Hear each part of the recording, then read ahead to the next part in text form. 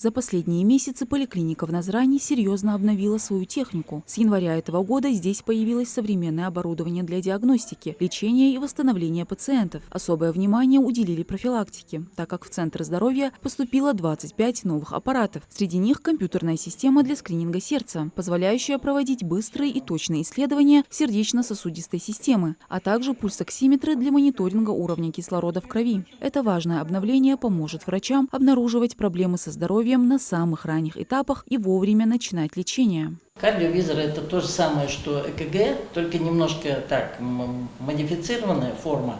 И если на ЭКГ нужно для того, чтобы его сделать, надо раздеваться, одежду снимать и так далее, то тут просто накладывая электроды на нижние конечности, полноценно снимается кардиограмма.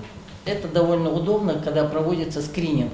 Центр амбулаторной помощи тоже получил новое оснащение – 16 современных приборов и аппаратов, среди них ламинарный шкаф и 5 дополнительных коек. Это важное обновление позволит не только принимать больше пациентов, но и проводить более сложные и точные операции, а значит, лечение станет еще эффективнее, а восстановление быстрее. Один из видов оборудования, который получен поликлиникой, данный комплекс рассчитан на диагностику осанки и реабилитации при опорно-двигательных заболеваниях.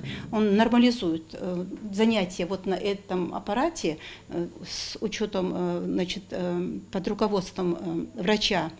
Школа диабета получила 17 новых аппаратов. Среди них интерактивный экран для обучения и точный глюкометр. Это оборудование поможет пациентам лучше управлять своим заболеванием и улучшать качество их жизни. Оборудование призвано помочь пациентам с сахарным диабетом лучше контролировать свое состояние и улучшить качество жизни. С июня 2025 года в рамках реализации региональной программы «Оптимальная медицинская реабилитация для восстановления здоровья» в городскую поликлинику началось оснащение амбулаторного отделения медицинской реабилитации. По плану нужно было получить 42 единицы техники для восстановительного лечения. Уже привезли и начали использовать 35 из них. Аудиовизуализатор ПРАК. На что направлен вообще этот сеанс?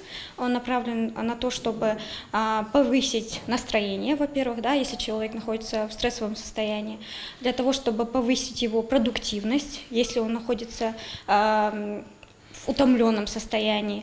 Также повышаются наши когнитивные функции в виде внимания, памяти, улучшаются и остальные другие физические наши процессы, потому что человек, соответственно, находится в таком приподнятом состоянии после прохождения данного сеанса. Компьютерный томограф – одно из самых значимых приобретений. Этот аппарат открывает новые возможности в диагностике различных заболеваний, позволяя получать детальное изображение внутренних органов и тканей. Пациенты отмечают, что обновление оборудования положительно сказалось и на работе медперсонала. Современная техника делает работу врачей более эффективной, что в свою очередь отражается на качестве предоставляемых услуг.